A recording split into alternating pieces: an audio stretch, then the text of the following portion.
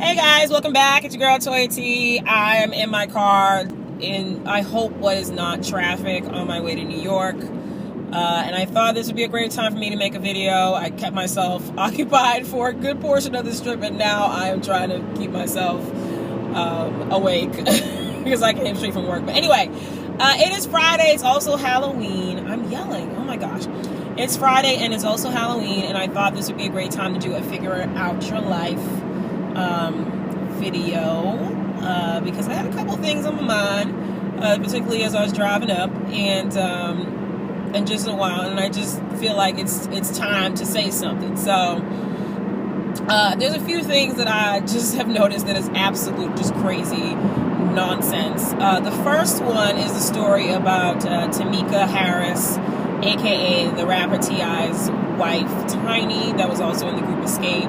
And the story is that she has gotten surgery to permanently change her eye color from brown to blue. And when I heard this, I was just like, are you freaking kidding me? Like, how? This is just self-loathing. I'm sorry. This is just straight up self-loathing, because it's not anything like, you know, I have no problem with people changing their hair. If you want to change your eye color for fun and think it's, you know, cute to be gray one day and green one day and blue one day and, you know, do all that kind of stuff and experiment, that is absolutely fine. That's what contacts were made for you to be able to do those kind of experiments. But when you take the extra... reported ahead. Okay, thank you, Waze. When you take the extra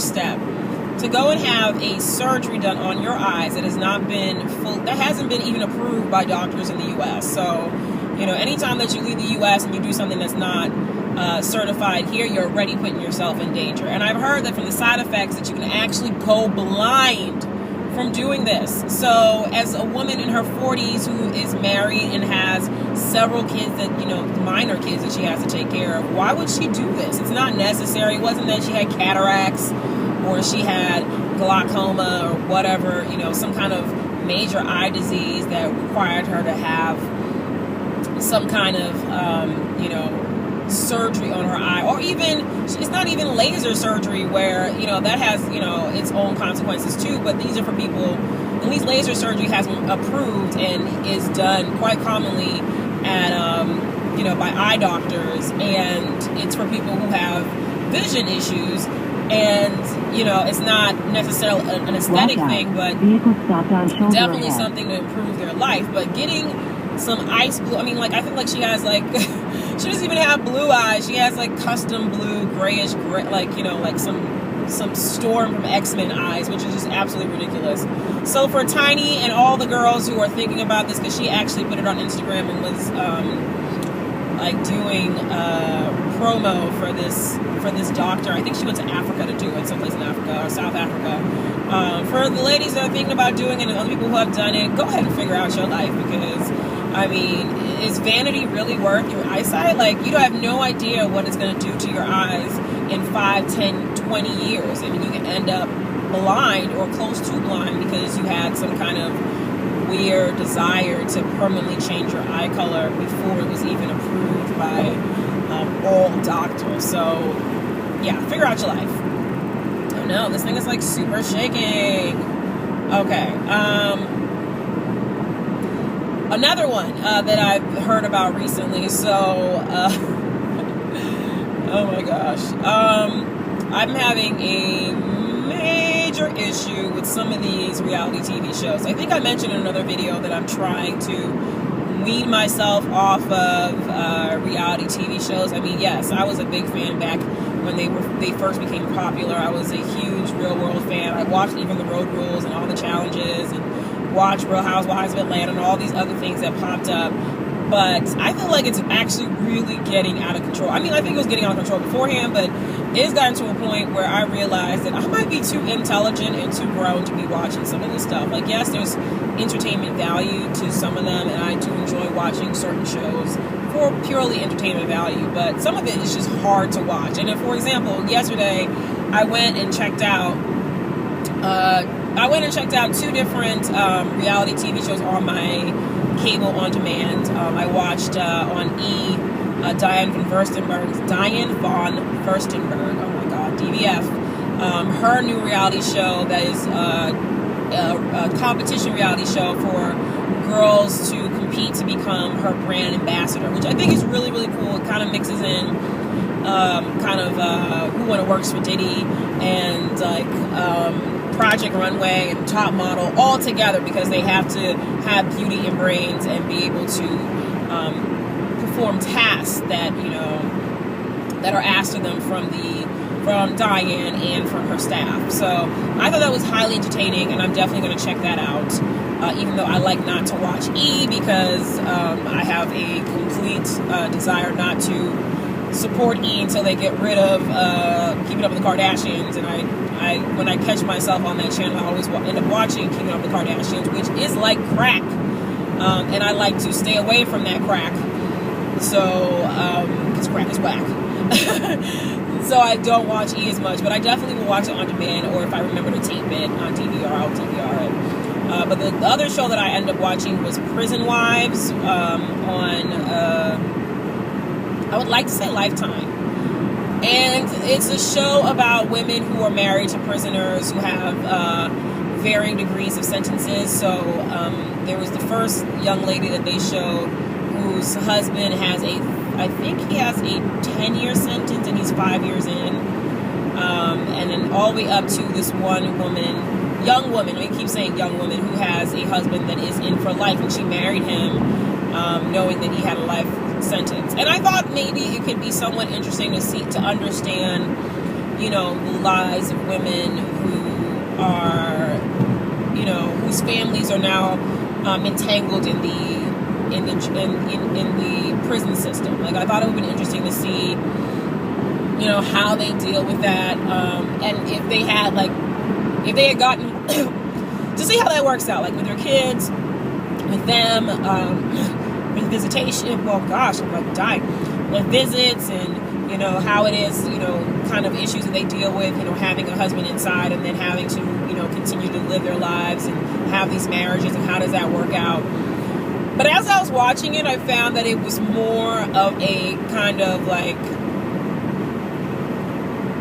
I don't know how to, like Bad Girls Club meets Real Housewives meets Mob Wives. Like, this thing was, and all those shows that I just mentioned were so much more entertaining and not ridiculous than this show. This show, I just kept looking at it like, what the hell? First of all, they picked some really young girls who when I was looking at it, I'm like, girlfriend, why are you with this dude? Like, you're 25. I think the average age of some of the girls on the show were about 30. I think the oldest one was 35, and the rest were all underneath the age of 30. There was the first one that I spoke of, who's 25, which means that she met her husband at 20, married him at 20. He went in right when he got sentenced, and they got married right beforehand so they can have visitation rights as man and wife.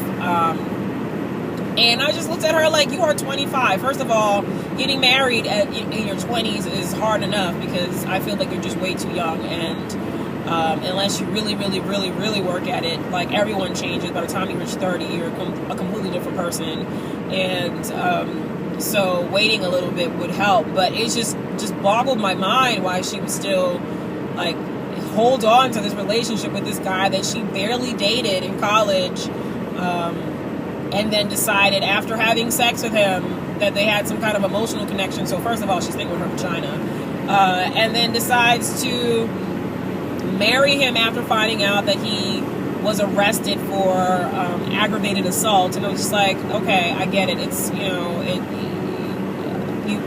don't understand.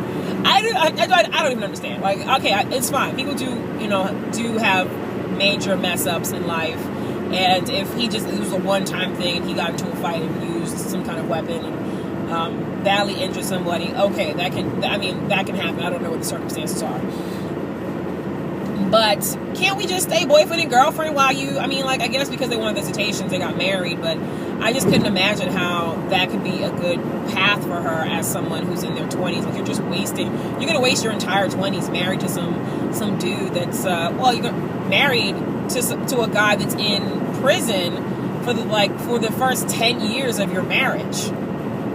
So you would have had 10 years experience, and by the time he comes out, you would have been married for 10 years, but then had no experience living with each other and, you know, going through the stuff that stuff that happens in marriage, like in relationships where people have to learn how to communicate and live with each other. So I don't know how that's going to work out when she comes out, but she's a little bit better than the next young lady who was only married for, I think, a year, and her husband went in also for aggravated assault.